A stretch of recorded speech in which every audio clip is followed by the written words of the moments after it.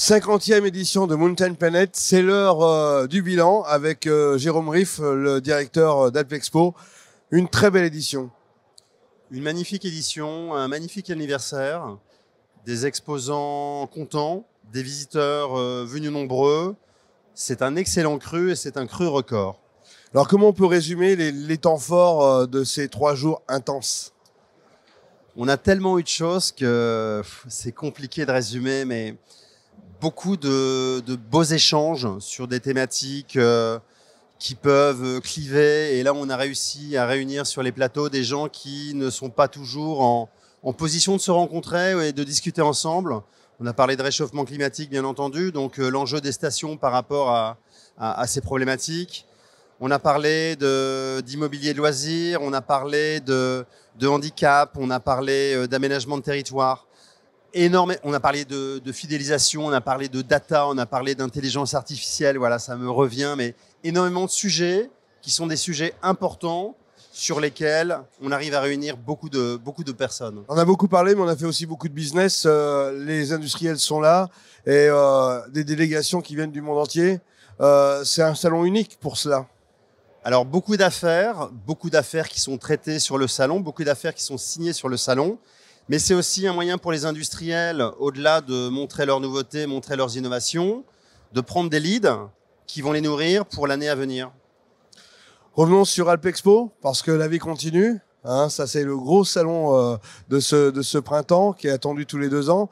L'édition sera encore plus riche, j'imagine, dans 2 ans. En plus, il y aura eu des modifications, puisque Alpexpo ne cesse d'investir pour rester le pôle référent des Alpes, tout simplement.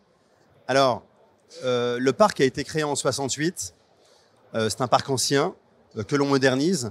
Et en même temps, au niveau de nos événements, au-delà des congrès, au-delà des séminaires, on a beaucoup de productions à l'interne. On a des productions historiques comme le Mountain Planet. Et encore une fois, je le rappelle, on fête les 50 ans. Mais on vient avec des nouvelles productions. On a fait, il y a moins d'un mois, Grenoble Art Up, qui est une foire d'art contemporain, qui a réuni plus de 12 000 personnes, des amateurs, des collectionneurs, des touristes. Donc beaucoup de projets. On aura un salon de l'hôtellerie et des métiers de bouche qui aura lieu en octobre. On travaille sur beaucoup de projets pour 2025 et 2026. Avec l'arrivée aussi de Grand Ski sur les Alpes. Destination montagne, parce que maintenant il faut parler de destination montagne. Effectivement, 2025, première et retour de destination montagne à Grenoble pour 3 ans. On a également le salon Sport Achat avec une édition hiver qui aura lieu au mois de janvier, mais on aura déjà dès le mois de septembre l'édition été. On dit souvent que les salons, ce sont les plus vieux métiers médias du monde. Tout a commencé dans le business en se serrant la main. Et malgré le digital, malgré toutes ces nouvelles technologies qui sont là, on s'aperçoit que c'est indispensable, ce côté relationnel. Laurent, parce que rien ne remplace la rencontre. On nous a parlé durant le Covid d'hybridation, de dématérialisation. Je pense que quand 2 personnes font affaire, quand 2 personnes ont des choses à échanger, on ne peut pas éviter le contact physique. Il faut que les gens se rencontrent. Et un salon, c'est fait pour ça. Au départ, c'était les foires commerciales du Moyen-Âge. Et depuis le Moyen-Âge, ça n'a pas changé. Alors, Jérôme Riff, on parle beaucoup de transition dans le monde de la montagne. C'est quoi la transition au niveau des salons? Eh ben, on pourrait déjà commencer par les badges. Avant, on avait des porte-badges qui étaient en plastique. Eh ben, on a switché depuis le début de l'année sur les porte-badges en papier. On est attentif, alors c'est pas le bon exemple ici avec Mountain Planet, mais on est attentif à utiliser moins de ressources. Donc on fait de plus en plus de salons sans moquette. Et on s'aperçoit que les gens sont sensibles, qu'ils soient exposants ou qu'ils soient visiteurs, à ces petits aspects. On arrête de mettre des bouteilles en plastique. On va plutôt inviter les gens à prendre une gourde et on a des fontaines à eau sur le parc.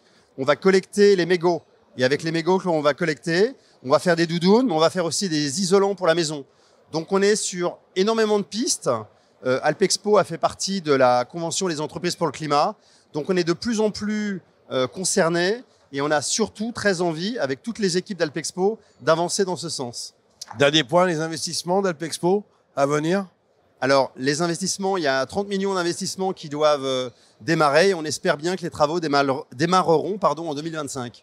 Merci Jérôme Riff. Merci Laurent.